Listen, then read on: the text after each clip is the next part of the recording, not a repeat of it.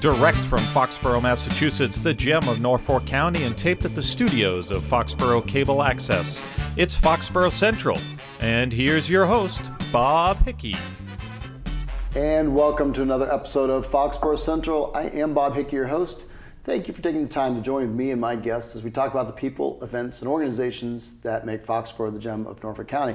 One of the nice things about Foxborough is we have plenty of services, plenty of retail, and plenty of opportunities for us to do business. We have Patriot Place, and we have our uptown area, and then around town, there are various businesses that have become part of who we are. One of those businesses is Stop and Shop. In the news, you've perhaps heard that the employees of Stop and Shop recently went on strike. And as of the filming, they are in the early days of that strike. Joining us today are two individuals who work at the Foxborough Stop and Shop, and they are here to share their story and tell us what the issues are and what they hope to see happen. I'm joined by Drew Peters. Drew, thank you so much. You're a deli clerk with the Foxborough Stop and Shop. That's right. Thank you. Thank you for being here. And Matt Conley, thank you so much for being here. You're a meat cutter. Yes. All right. Thank you. I actually like the meat cutter because I like meat, but that's beside the point. So, getting into it, do you like working at Stop and Shop? Yes. Yeah, the work is great. Yeah? Okay, so, and you've been how long at the Foxborough Stop and Shop?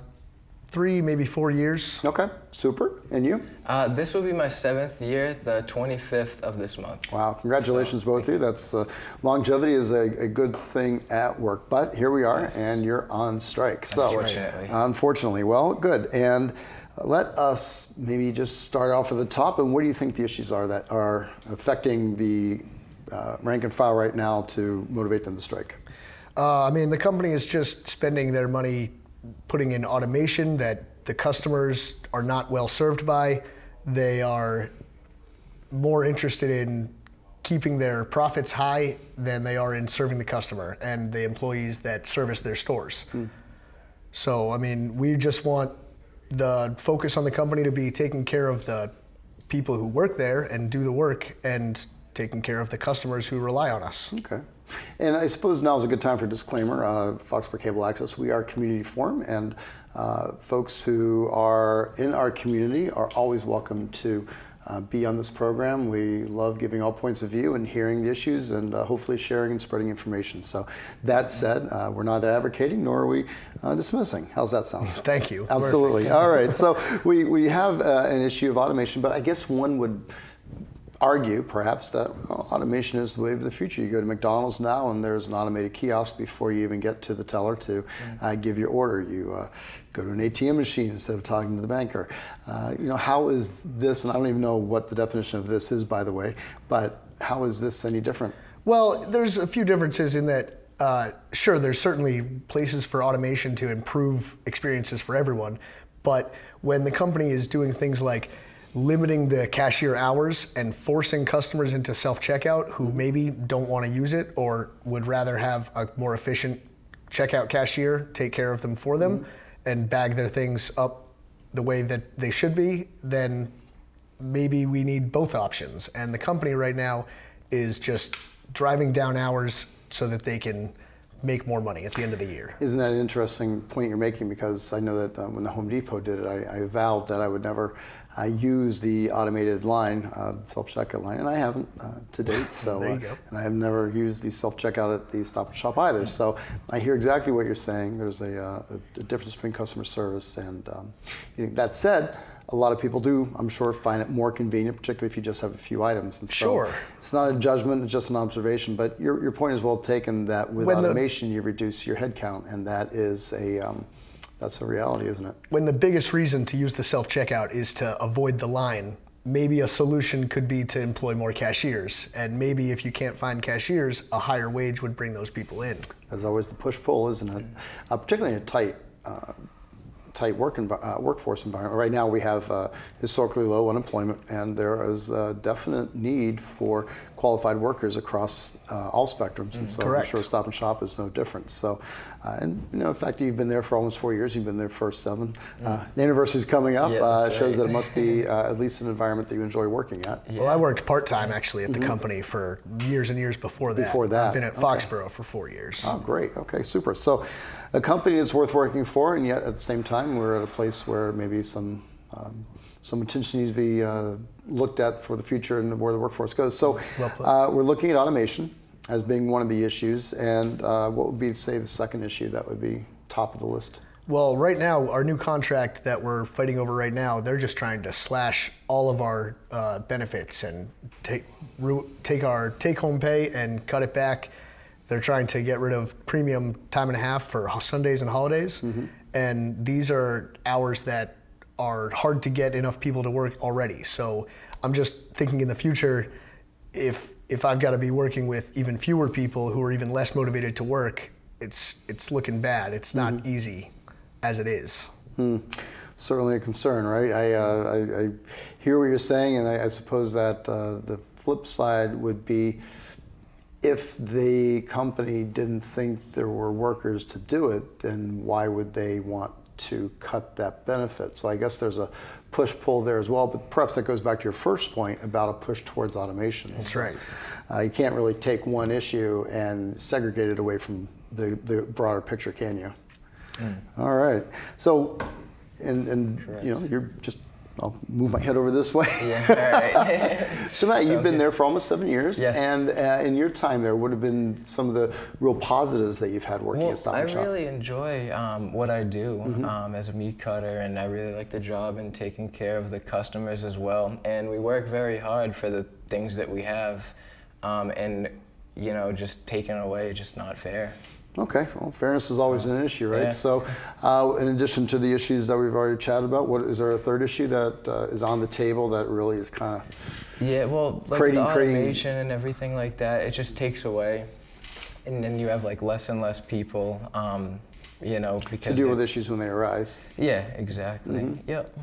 Okay, so I suppose also in the grand scheme of things, we would have to look at, you know, what's the competition doing? So there's always the knee-jerk response of, well, if you don't like it here, you can go work somewhere else, or you don't like it in America, you can go live somewhere else, or you think Canada's so great, go live in Canada, right? Yeah. So if the in a world where all things are equal, what in your experience that you've had with Stop and Shop sets them apart from the competition from some of the other supermarkets that make them a desired place to work? And then on the flip side, with the contract that they're proposing, how is that detrimental or worse than what other companies are offering? Does that make sense? Yeah. I know it's a long question. No, it makes sense. I tend to go down a path and then we see where we end up. So here we go. Well, definitely the employees make Stop and Shop great because, you know, you go in, you see your same familiar faces, you know, you take care of them, you know what you want, and you can't really get that at other grocery stores, you know.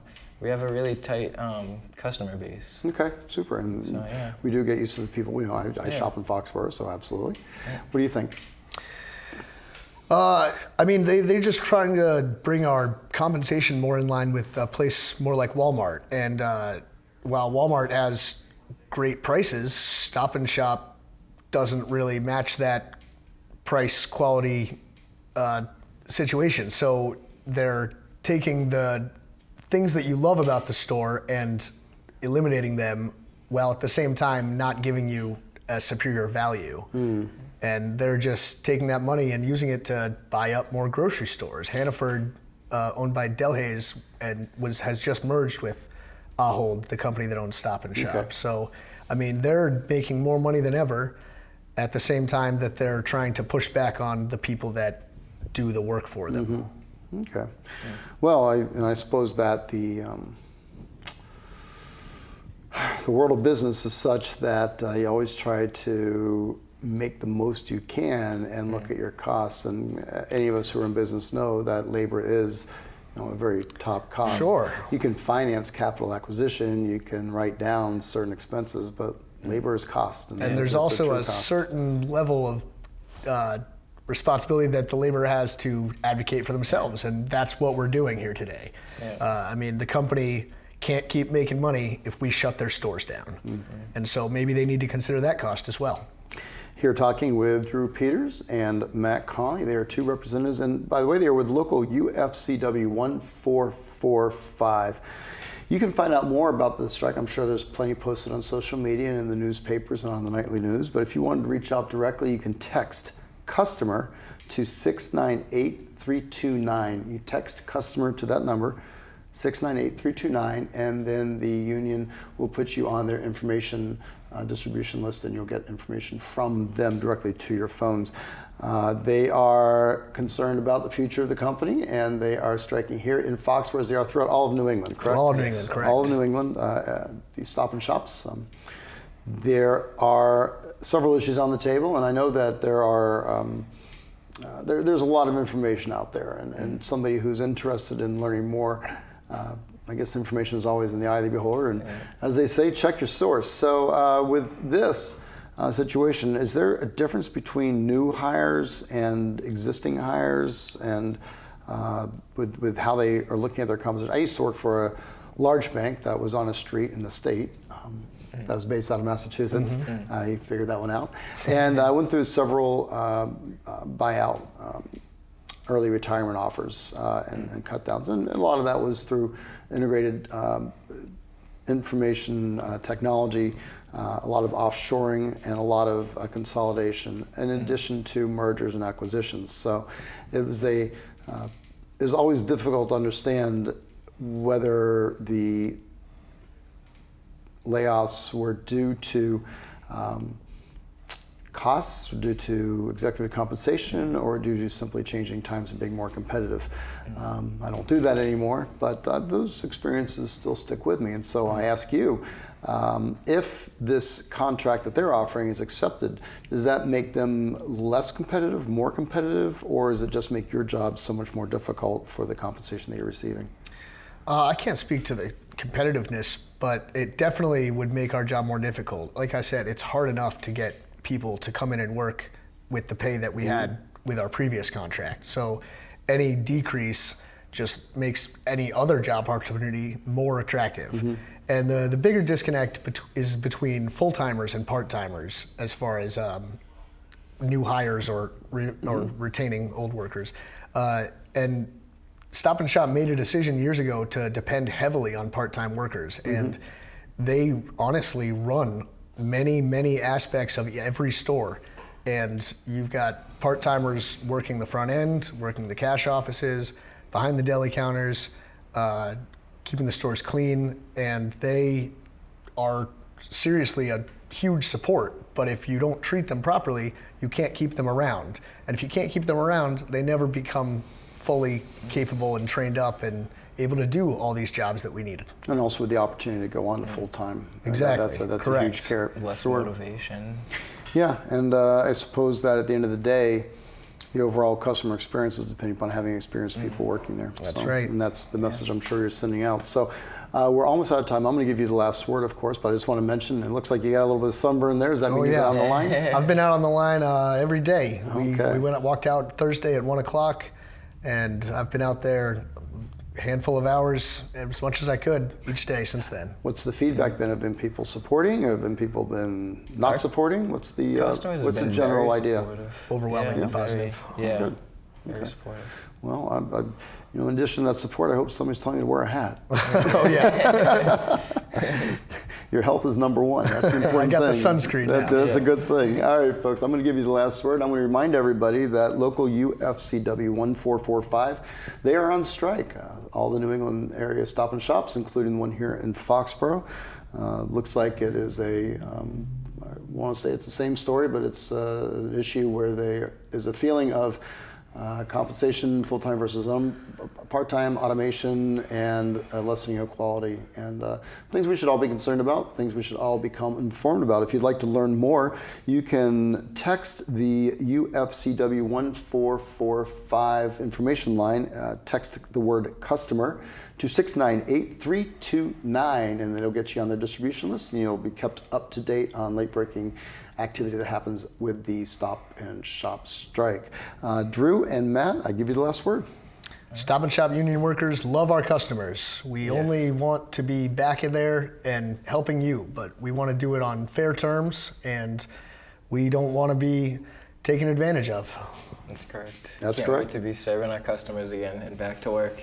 Well, hopefully everybody does get back to work. And until then, all the best and stay healthy and wear sunscreen, my friend. Thank you very much. All right, and thank you so much to you for joining us here on this episode of Foxborough Central. Again, we are not a judgmental organization. We are a community access, and as part of our community, we have an obligation to find out what's going on, to share information, and to be available to all to make sure that all points of view are shared and understood and communicated fairly and equitably. So I hope we had that good one, and Great. we hope Thank you you very much. enjoyed it. Absolutely, thank you for being here. Thank you for being here, and also thanks to my special guests who are operating my cameras today, Jaden and Adam. Thank you so much for being here, and thank you, Foxborough. Until next time, have a great day.